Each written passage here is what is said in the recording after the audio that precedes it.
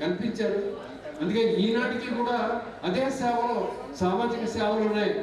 హిందూ ధర్మాన్ని నా సహచరులు, పెద్దలు, నాతోటి న్యాయవాదులు, మా గురువు గారు, నాకు దైవమైన పశుపతి రామారావు గారి అభిమానులందరికీ పేరు పేరున ధన్యవాదాలు తెలుపుతూ, ముందుగా అవకాశం నేను లేటుగా వచ్చాను కాబట్టి నాకు అవకాశం ఇస్తారో ఇవ్వనో తెలియదని చెప్పి నాకు అవకాశం ఇవ్వమని కూడా కోరడం కూడా జరిగిందని ముందుగా మీ అందరికి చెప్తూ, మీ అందరి పర్మిషన్స్తో 2 నిమిషాలు మాట్లాడే ముందు, నేను పశుపతి రామారావు గారి దగ్గర జూనియర్గా కొద్ది రోజులు చేశాను. చేసే ముందు నేను పార్వతీపురంలో చేశాను. పార్వతీపురంలో చేసేటప్పుడు జగన్నాథరావు గారు అనే పశుపతి రామారావు గారి బ్రదర్ ఉండేవాళ్ళు. నేను అక్కడ ప్రాక్టీస్కి వెళ్ళేటప్పుడు 89, 90లో వారు సిక్ అయ్యారు. వాళ్ళ అమ్మాయి అప్పటికే ప్రాక్టీస్కి బిఎల్ చదువుతుంది. ఆయన కేసులన్నీ నేనేమో నాకు ఇస్తే బ్యాంక్ మ్యాటర్స్ అన్ని చేసేసేవాడిని. అట్లా నాకంటూ పశుపతి రామారావు గారి బ్రదర్ జగన్నాథరావు గారితో ఒక మంచి సాన్నిధ్యం అనేది అక్కడ పార్వతీపురంలో ఎస్టాబ్లిష్ అయింది. తర్వాత పార్వతీపురంలో నేను 3 years చేసిన తర్వాత శ్రీకాకుళంలో ప్రాక్టీస్ పెడతామని చెప్పేసి పార్వతీపురం నుండి వచ్చేయడం జరిగింది. పార్వతీపురం నుండి వచ్చిన ముందు ఏంటంటే, ఇక్కడ మార్పు రామారావు గారని గారిలో ఉంటారు, ఆయన మా చిన్నమామయ్య. ఆయన పశుపతి రామారావు గారి దగ్గర క్లయింట్. నిన్ను పశుపతి రామారావు గారి దగ్గర పెడతామని చెప్పిన తర్వాత జగన్నాథరావు గారి పాప కూడా ఫోన్ చేసి, పన్నాన్న ఇక్కడ పార్వతీపురంలో తిరుమలరావు గారు వస్తున్నారని చెప్పడం జరిగింది. ఈ 2 అక్నాలెడ్జ్మెంట్స్తో నేను పశుపతి రామారావు గారి దగ్గర జూనియర్గా 93 అనుకుంటా జాయిన్ అయ్యాను. అప్పటికి నేను బ్యాచులర్ని.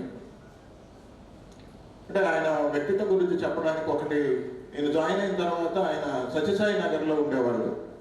అక్కడికి వెళ్ళి రావడానికి అసలు కమ్యూనికేషన్ కరెక్ట్గా ఉండేది కాదు. నేను ఇక్కడ టౌన్లో ఉండేవాడిని. వెంటనే నీవు టౌన్లో ఉండదు, పక్కన బ్రాహ్మిన్సే ఉండేవాళ్ళు. నేను బ్రాహ్మణ్ని కాదు, నేను కాళింగ కమ్యూనిటీ. ఎందుకని చెప్తున్నానంటే, జనరల్గా బ్రాహ్మణ్ కుటుంబంలో ఇంకొకరికి రూమ్ ఇవ్వాలంటే చాలా ఆలోచిస్తారు. అలాంటిది పశుపతి రామారావు గారు, వీరమాత గారు నన్ను వాళ్ళ బిడ్డలా భావించి, తిరుమలరావు చాలా మంచి ఆయన, మీ ఇంట్లో ఉన్న drawing room, fresh entrance room ఇచ్చేయండి, ఆయన ఇక్కడే ఉండి ప్రాక్టీస్ చేస్తాడు, మాకు అటాచ్డ్గా ఉంటాడని చెప్పారు. It is a great privilege to my life కూడా. నేను వాళ్ళ ఇంట్లోనే ఉన్నాను. ఉన్న తర్వాత నాకు మ్యాచెస్ అవి వచ్చిన తర్వాత మా మావయ్య గారు కూడా ఇక్కడ కొంతమందికి తెలుసు, మార్పు మల్లేశ్వరరావు అని సోషలిస్ట్ యాక్టివిటీస్లో పనిచేసేవాళ్ళు. వాళ్ళ అమ్మాయిని చూసేటప్పుడు వాళ్ళు వెళ్ళి పశుపతి రామారావు గారికి అడిగారంట, తిరుమలరావు మీ దగ్గర జూనియర్గా చేస్తున్నాడు కదా, మా అమ్మాయికి ఇవ్వచ్చా అని. 100% ఇవ్వచ్చు, ఈ మంచి ఎక్స్పోజర్ ఉంది, అందులో పార్వతీపురంలో చేశాడని చెప్పడం కూడా జరిగింది. ఐ ఫీల్ ప్రౌడ్, అలాంటి గురువు గారి దగ్గర శిష్యుడిగా నేను ఉండడం కూడా. రెండో విషయం వచ్చేసరికి సోషలిస్టిక్ వ్యూస్ ఎలా ఉంటాయంటే, దానికి గురువు గారి గురించి చెప్పాలంటే, మా మామయ్య గారు ఒక నోటీస్ తీసుకొచ్చి ఇచ్చారు. అది కూడా సోషలిస్ట్కి సంబంధించిన నోటీస్. అది నేను గురువు గారి దగ్గర పశుపతి రామారావు గారి దగ్గర చేరిన తర్వాత ఆ నోటీస్ని నేను తయారు చేయలేను, గురువు గారు తయారు చేస్తారని చేసిన తర్వాత మా మామయ్య గారికి చెప్పాను. నేను అక్కడ జూనియర్ని, గురువు గారికి ఫీజు ఇవ్వాలనేసి అంటే ఆ రోజుల్లో 1000 రూపాయలు పట్టుకొని వచ్చి మా మామయ్య గారు నాకు ఇచ్చారు. మా మ్యారేజ్ అయిన తర్వాత ఇస్తే గురువు గారికి తీసుకెళ్ళి ఇచ్చాను. వచ్చేసారు, అట్లా తీసుకోకూడదు, ఇది మా సోషలిస్ట్ తాలూకది, అది మార్పు మల్లేశ్వరరావు గారు అల్లడు, నువ్వు తీసుకొచ్చావు, నువ్వు డ్రాఫ్టింగ్ చేయలేక నీవు చేశావు కాబట్టి నా ఫీజు కూడా తిరిగి ఇచ్చేయమన్నారు. సోషలిస్టిక్ వ్యూస్తో ఏ మ్యాటర్ చేసినా సరే ఏ రోజు కూడా ప్రూఫ్ అయి ఫీజు తీసుకోలేదు. రెండో విషయానికి వస్తే, జూనియర్గా నేను అక్కడ జాయిన్ అయిన తర్వాత ప్రాక్టీస్ చేస్తుండగా ఒక మర్డర్ కేసు అంటే మెడికల్ జ్యూరిస్ప్రుడెన్స్కి ఆయనకు ఉన్న పటుత్వం గురించి చెప్పడానికి జూనియర్కి ఇప్పుడే మన రమేష్ గారు కూడా చెప్పారు, జూనియర్కి ఎలా గైడ్ చేస్తారని చెప్పడానికి నాకు కూడా ఒక మంచి ఎక్స్పీరియన్స్ ఉంది. నేను ఒక కేసులో బెయిల్ పెట్టాను. బెయిల్ పెట్టిన తర్వాత వాడికి రిలీజ్ అయిన తర్వాత మళ్ళీ బెయిల్ జంప్ అయింది. వాడేమో జైల్లో ఉన్నాడు. ఆ అబ్బాయి డే లైట్లో ఒకటినేమో చంపేసినాడు. అది వాడి మీద కేసు, 302 కేసు. దానిలో ట్రయల్కి వచ్చేటప్పటికి ఏంటంటే, జిల్లా జడ్జి గారు అప్పుడు నన్ను పిలిచి, నీ బెయిల్ పెట్టావు కదా, వాడు జైల్లో ఉన్నాడు, నీకేమో స్టేట్ బ్రీఫ్గా వేస్తున్నాను, చేయమని చెప్పారు. నాకున్న పరిజ్ఞానంతో నేను కేసు అంతా ప్రిపేర్ చేశాను. చేసిన తర్వాత గురువు గారి దగ్గరికి తీసుకెళ్ళి చూపించాను. నా డిఫెన్స్ అంతా చనిపోయినోడేమో మోస్ట్ వాంటెడ్ క్రిమినల్ ఎక్సలైట్ కాబట్టి ఆ డిఫెన్స్ తీసుకున్నాను నేను. అంతా చదివారు. రాత్రి అందరు చెప్పిన ప్రకారమే రాత్రి అంత జరుగుతుంది, పక్కనే ఉండేవాడిని కాబట్టి అంతా చదివిన తర్వాత ఒకసారి మెడికల్ జ్యూరిస్ప్రుడెన్స్ తీసుకొని రమ్మన్నారు. తీసుకొచ్చిన తర్వాత ఆ కేసులో కొంతమంది ఇక్కడ అడ్వకేట్స్ ఉన్నారు కాబట్టి ఉపయోగపడుతుందని కూడా నేను అనుకుంటాను. వాడికేమో కత్తితో నరికేటప్పుడు ఏంటంటే మెడ దగ్గర 4 ఇంచీలేమో కట్ అయింది. కట్ అయిన తర్వాత వాడు చనిపోయాడు. వాడికి కట్ అయినప్పుడు అక్కడ ఎవిడెన్స్ ఏం పెట్టారంటే వాడికి నరుకుతునేటప్పుడు ఒక తోటలో నరికాడు. ఆ తోటలో ఇంకొక వ్యక్తి అక్కడ చూస్తున్నాడు. ఆ చూసిన వ్యక్తి ఈయనకేమో నరుగుతున్నప్పుడు ఈయనేమో గట్టిగా అరిచాడు, అమ్మ అని అరిచాడు. చంపేస్తున్నారని అరిస్తే ఆ ఐ విట్నెస్ అని ఒకటిని క్రియేట్ చేసిన ప్రాసిక్యూషన్ క్రియేట్ చేసిన వ్యక్తి వచ్చి నీకు ప్రొటెక్ట్ చేయాలనుకుంటే కనుక ఈ ముద్దాయేమో ఆయనకి కూడా చంపేస్తానన్నాడు అని చెప్పి కేసు పెట్టారు.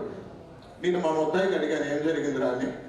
సరే ఇక్కడ దోమలు కరిచేస్తాను శ్రీకాకుళం జైల్లో, మీరు తొందరగా అలాగా లైఫ్ వేసేస్తారు కదా, నాకేమో రాజమండ్రికి పంపించేయమని చెప్పేసి తొందరగా కేసు చేయమని చెప్పినాడు. అది నాకేమో ముద్దాయి నుండి ఇన్స్ట్రక్షన్స్. వెంటనే గురువు గారు మెడికల్ జ్యూరిస్ప్రుడెన్స్ తీసి మనకి ఇక్కడ అయాడ్ పోయిన తర్వాత ఇక్కడ వాకల్ కార్డ్ అనేది ఒకటి ఉంటుంది, అది ఎక్కడుందో ఒకసారి చూడమ్మా అని చెప్పారు. చూసి చెప్పిన తర్వాత ఒకటే చెప్పారు ఆయన, ఇది కట్ చేసిన తర్వాత 4 ఇంచెస్ అయిన తర్వాత వాకల్ కార్డ్ ఆటోమేటిక్గా కట్ అయిపోద్ది. Is not having any voice, then he cannot tries any rights that save me and save me. Then the witness which is cited by the prosecution is a planted witness. ఆ ఒక్క point చెప్పి చాలు ఏం చేస్తామని అన్నారు. రెండో మాట ఏం చెప్పారంటే నీ పార్వతీపురంలో చేస్తున్నావు కాబట్టి I very much confidence about you, నువ్వు చేయగలవు అని చెప్పి ఒక భరోసా ఇచ్చారు. అదే ట్రెండ్లో మొత్తం కేసు అంతా చేశాను నేను. అది కంటెస్టెడ్ కేసు. జనరల్గా మన అడ్వకేట్స్ బ్రదర్స్కి తెలుస్తుంది, క్రౌన్ బ్రీఫ్ చేశారని అంటే 100% అందులో జైలు శిక్షలు పడేవే ఎక్కువ ఉంటాయి, 190%. అందులో నాకు క్లీన్ ఎక్విటల్ వచ్చింది. గురువు గారి దగ్గరికి వెళ్ళి దండం పెట్టి చెప్తే నువ్వు చేయగలవు, చేసావు. మెడికల్గా ఆయనకి అంత పట్టుండేదని చెప్పడానికి ఇది ఒక్క తార్కాణం. ఒక్కదానితో ఒక మర్డర్ కేసులో నిజంగా చంపినోడికి కూడా మనం సేవ్ చేయగలిసాం. అది మా గురువు గారి తాలూకు ఔన్నత్యం. నెంబర్ 2 ఏంటంటే వాళ్ళ ఇంట్లో ఉండే పక్కింట్లో ఉండి వర్షం అది పడితే మొత్తం అంత వరదలా వచ్చేసి మొత్తం అంత నిండిపోయాయి వాటర్. ఇంటి నుండి బయటకు వచ్చేది కూడా ఉండేది కాదు. అప్పుడు తల్లి లాంటి వీరమాత గారు పిలిచి నీవు ఇప్పుడు ఏం వెళ్తావులే, వచ్చి మా ఇంట్లో చపాతీలు అవి చేస్తానని తినేసి నాకు అన్నం కూడా పెట్టేసేవాళ్ళు, చపాతీలు పెట్టేవాళ్ళు. ఒక్కొక్కసారి భోజనం కూడా వాళ్ళ ఇంట్లో చేశారని చెప్పడానికి చాలా గర్వపడుతున్నా. అలాంటి గురువుగారు నా మ్యారేజ్ కూడా చిన్నబాడంలో జరిగింది. 2 భార్యాభర్తలు కూడా వచ్చి నాకు ఆశీర్వదించారు. ఆ రకంగా పార్వతీపురంలో పేస్ అయ్యి శ్రీకాకుళంలో పశుమతి రామారావు గారి దగ్గర శిష్యరికంగా చేసి తర్వాత కొద్ది రోజులు తల్లడ మోహన్ రావు గారి దగ్గర కొద్ది రోజులు చేశాను కీర్తిశేషులు, ఆయన కూడా ఒక స్టాల్వర్. తర్వాత ఈరోజు ప్రొఫెషన్లో ప్రశాంతంగా సక్సెస్ఫుల్గా నేను చేసుకుంటానంటే కేవలం మా గురువు గారు ఆశీస్సులు. మీరు ఎవరైనా వస్తే ఇప్పుడు మా ఆఫీసులో కూడా మా గురువు గారు ఫోటో కూడా ఉంటుంది మా ఆఫీసులో. అంత పెద్ద ఆయనకి ఇంతలా మీరు అందరూ చేస్తున్నందుకు, మీరందరూ ఆయన మా గురువు గారి సభకు హాజరైనందుకు మీ అందరికీ ధన్యవాదాలు తెలుపుతూ నాకు ఈ అవకాశం ఇచ్చిన పెద్దలకి ధన్యవాదాలు తెలుపుతున్నా. Thank you.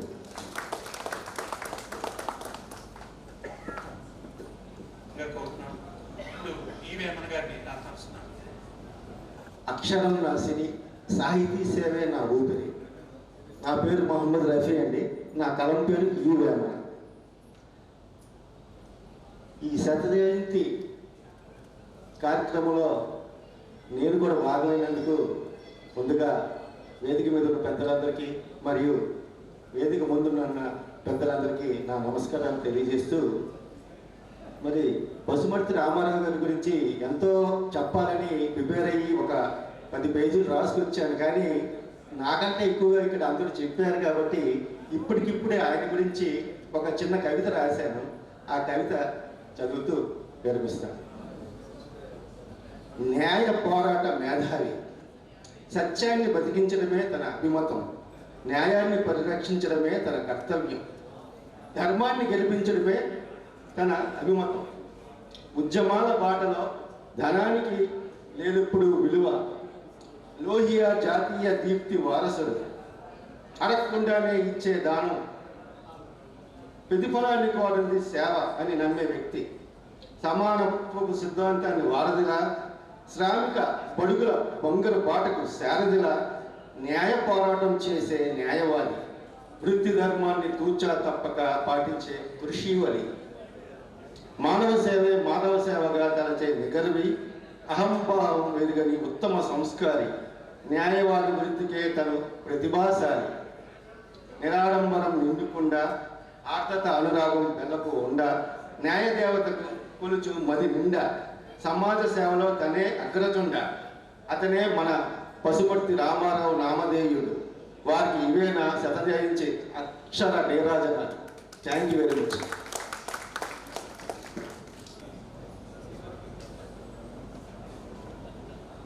అందరూ కూడా నాకంటే పెద్దవాళ్లే. ఇందాక మా రాధాకృష్ణ అన్నయ్య చెప్పారు. ఆయన చెప్పిన దానికి అసలు ఇది అతిశయోక్తి కాదే కాదు. ఎందుకంటే రామారావు గారి కోసం చెప్పాలంటే అసలు నాకైతే స్ట్రేచర్ లేదు. రాధాకృష్ణ లాంటి వాళ్ళకే స్ట్రేచర్ లేదంటే ఇంకా నేను అసలు ఏమీ కాదు. కాకపోతే ఏంటంటే నా అదృష్టం ఏంటంటే ఒక 20 సంవత్సరాలు నేను కూడా వారితో పాటు బార్లో ప్రాక్టీస్ చేశాను. అసలు అలా జరగకూడదు. ఎందుకంటే with due respect to our advocate fraternity, ఇప్పుడు ప్రజెంట్ స్టాండర్డ్స్ బాగా డౌన్ అయిపోయి వాళ్ళని చూసి కూడా మేము ఏమీ నేర్చుకోలేకపోయాం. ఇంకా మా తర్వాత వచ్చిన వాళ్ళు కంటే అది ఎందుకు వస్తారో తెలియదు. సో టైలర్లకి కోట్లు కుట్టడానికి కొనుక్కోవడానికి వచ్చినట్టే అని అనిపిస్తుంది. Maybe excuse me, most of the advocates are here. I'm not insulting anybody, but అలాంటి స్ట్రేజ్ ఉన్న మనిషి అతను రామారావు గారు. అతను మన ఈరోజు పశుపర్తి మన Ram Manohar and as well as Babu set. So వారు ఇద్దరు ఒక ఆఫీసులో పనిచేశారని తెలియడం అంటే ఎప్పుడో ఒక్కసారి బాబు చెప్పినట్టు గుర్తు. వాళ్ళిద్దరు ఒక గురువు గారి దగ్గర చేశారట. చేసినా కూడా రామారావు గారు, ఎందుకంటే రినౌండ్ అడ్వకేట్స్ చాలా మంది ఉన్నారు అప్పటికి. రామారావు గారు, జిల్లుపూడి కామేశ్వరరావు గారు, వడాల సత్యనారాయణ గారు, బిఎన్ పతులు గారు, పిఎల్ఎన్ శర్మ గారు, మా గురువు గారు కొల్లు కృష్ణారావు గారు, చాలా మంది ఉన్నారు. They are all of the next cadre. అంటే మాకు ఇప్పుడు జరుగుతున్న అడ్వకేట్స్ కి మాకు చాలా అంటే చాలా పెద్ద గ్యాప్ ఉంది. ఆ గ్యాప్ అసలు ఎప్పటికీ ఫిలప్ అవ్వదు. మళ్ళీ అలాంటి వాళ్ళు మనం చూస్తామని కూడా అనుకోలేము.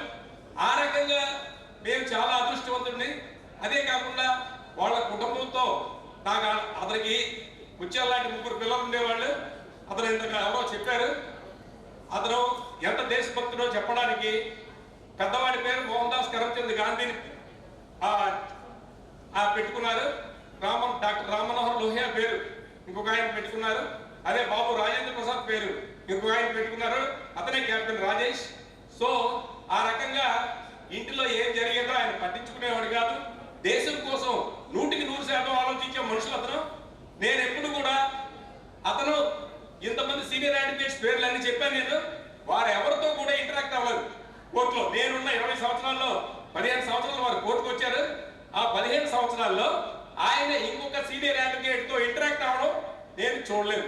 నాకు అంటితో ఎవరైనా సరే పామరుడైనా పండితుడైనా వెళ్ళి ఆయనకి నాకు డౌట్ ఉంది అంటే so use to come out like a flood coming out లాగా అతని దగ్గర అందరూ చెప్పారు. 2 గంటలు 3 గంటలు అని కాదు.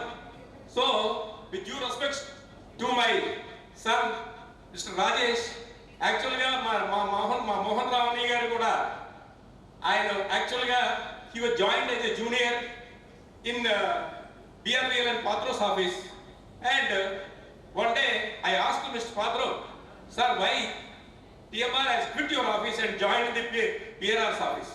And what he said, you know, so Mohan Rao raw material bala ayya ante enti ani kuda mali ma Mohan Rao anaya actually Usmania University లో ఆచరించారు. సో అంటే కొంచెం బయటికి కూడా వెళ్ళి ఇంకొక దగ్గరికి వెళ్ళి చదువుకున్నారు. ఈవెన్ దెన్ వాళ్ళ ఫస్ట్ జనరేషన్ రాధాకృష్ణ గారు కానీ మా మోహన్ రావు గారు కానీ మా ఫాదర్ కానీ we are the first generation advocates. అంటే ఫస్ట్ జనరేషన్ చదువుకున్నారు. అంతకుముందు మా కమ్యూనిటీలో చదువుకున్నాడు తక్కువ. సో అలాంటి మోహన్ రావు గారు ఆయన చనిపోయే టైంకి నెంబర్ 1 సివిల్ అడ్వకేట్ అయ్యారు.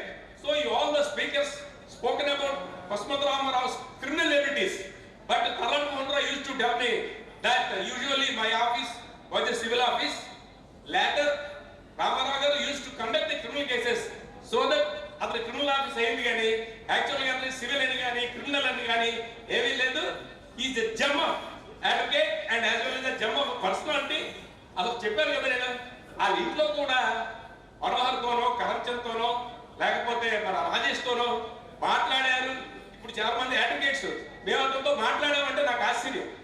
అతను ఎవరితో మాట్లాడతారా అని.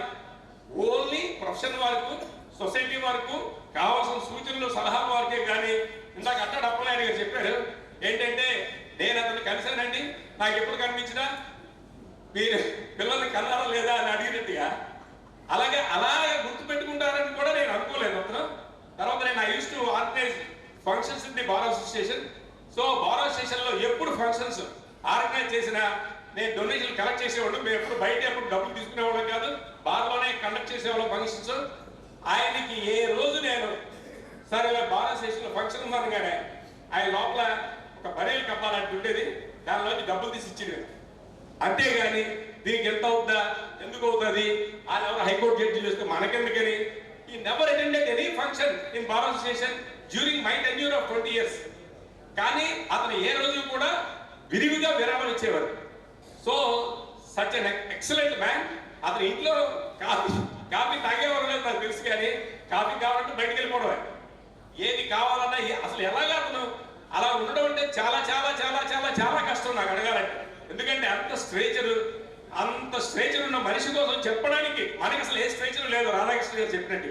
సో అలాంటి ఫంక్షన్లో అతను ఆ ఫ్యామిలీ మెంబర్స్ అందరూ అతను మళ్ళా గుర్తు చేసుకోవడం అన్నది ఇట్స్ అన్ ఎక్సలెంట్ థింగ్.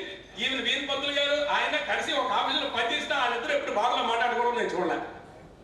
అసలు మనోహర్తో మాట్లాడారా, నాని ఎప్పుడైతే పిలిచారా మనోహర్ నీకు, నాకు డౌటే. సో అంత ఎక్సలెంట్ పర్సనాలిటీ. మీరందరూ చెప్పినట్టుగా అతనికి ఎప్పుడు కోపం కూడా లేదు, ఎవరు కోపం అయినట్టు కానీ జడ్జెస్తో డిఫర్ అయినట్టు కానీ ఏమీ లేదు. సో అలాగా ఉండడం అంటే అన్ని సంవత్సరాలు అంత బ్రహ్మాండంగా అలా ఉండడం అంటే చాలా చాలా కష్టం. ఇంకొక విషయం ఏంటంటే, ఆయన కేసు వచ్చిందంటే ఆ వెంటనే చదివేసి నోట్స్ రాసేసి ఆ కట్టలో పెట్టేవారు. ఇంకంటే ఆ కేసు మళ్ళీ చూడక్కర్లేదు, ఎప్పుడు వచ్చినప్పుడే. తర్వాత ఇంకొక విషయం నేను విన్నది ఏంటంటే, అతను మెడిసిన్ చదవాలనుకున్నారు, ఆ మెడిసిన్ లో సీట్ రాలేదు కాబట్టి మొత్తం డాక్టర్లకి తెలియని విషయాలన్నీ కూడా మెడికల్ జూరిస్ప్రుడెన్స్ లో జమ్ అయిపోయి, ఇప్పుడు మీరు అందరూ చెప్పినట్టుగా అతను చాలా జమ్ అంటే డాక్టర్ వచ్చి యాప్రాన్ వేసుకొని అసలు డిపోజిషన్ ఇవ్వాలంటే భయపడేవారు. అంతా ఇది. అతనైతే మాత్రం ఎప్పుడు గర్వం ఏమీ లేదు. ఇలా చూడటం నెట్వర్క్ చూసినట్టు కూడా మనకు తెలిసేది కాదు. సో అలాంటి వ్యక్తులు సమాజంలో చాలా అరుదుగా ఉంటారు. అతను ఒకరు. అలాంటప్పుడు నేను కూడా ఉన్నాను.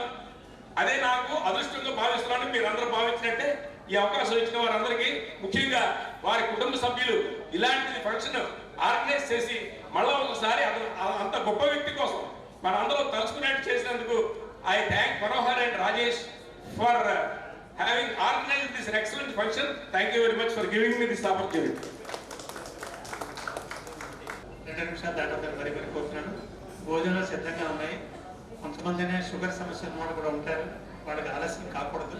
అందుకని వేరేగా మనం ముగించుకోవాలి కనుక మిగతా వాడు తప్పకుండా మాట్లాడతారు. అది పాటించాల్సిందని కోరుతున్నాను. ముందుగా పార్నాంది రామమూర్తి గారు.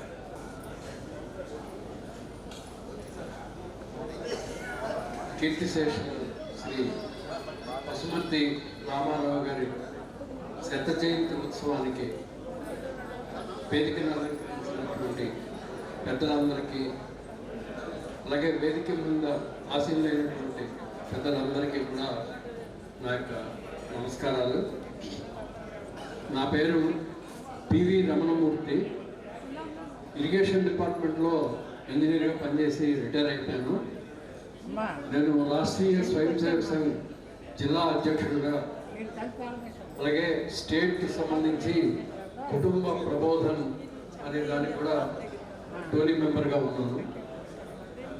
ఆ కార్యక్రమంలో ఉంటుండగా ఈరోజు ఈ కార్యక్రమం ఇక్కడ జరుగుతుందని చెప్పడం, ఈ కార్యక్రమంలో పాల్గొనే అదృష్టం నాకు కలగడం కూడా నాకు ఆనందాన్ని కలిగిస్తుంది. ఎందుకంటే రామారావు గారితో నాకున్నటువంటి అనుబంధం చాలా తక్కువే అయినప్పటికీ కూడా చాలా విలువైనటువంటి అనుబంధం అది.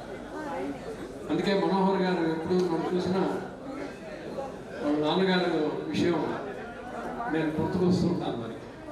ఎందుకంటే చీకటి రాత్రులు 1975 నుంచి 1977 శ్రీ రామారావు గారు సోషలిస్ట్ నాయకులు. ఒక పక్క న్యాయవాద వృత్తి చేస్తూ సామాజిక సంబంధించినటువంటి జయప్రకాష్ నారాయణ గారి నాయకత్వంలో ఉన్నటువంటి సోషలిస్టు పార్టీలో వారు ఆ రోజు ఇక్కడ ఈ జిల్లాలో సేవలు అందించినటువంటి వ్యక్తి.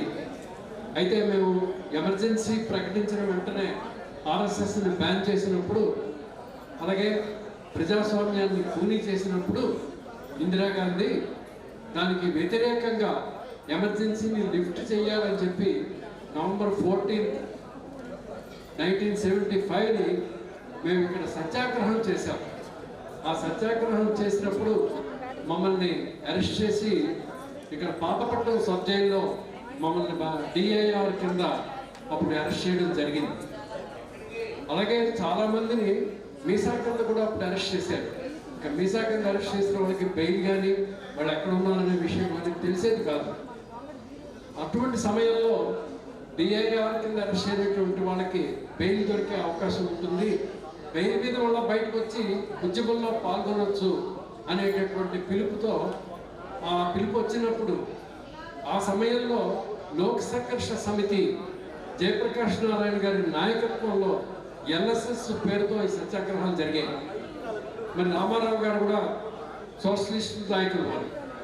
ఆ విధంగా మేము ఇచ్చి, ఎందుకంటే నిరాశ నైరాశ్యం, మేము జైల్లో ఉన్నప్పుడు కూడా జడ్జి గారు వచ్చారు, మీకు ఇంకా మీసాలే రాలేదు, ఎందుకు మీ జీవితాలు పాడు చేసుకుంటారు, ఒక్క కాగితం మీద మీరు సంతకం పెట్టేయండి, అపాలజీ రాసి ఇచ్చేయండి, విడుదల చేస్తా ఉన్నారు. కానీ మేము ఒప్పుకోలేదు.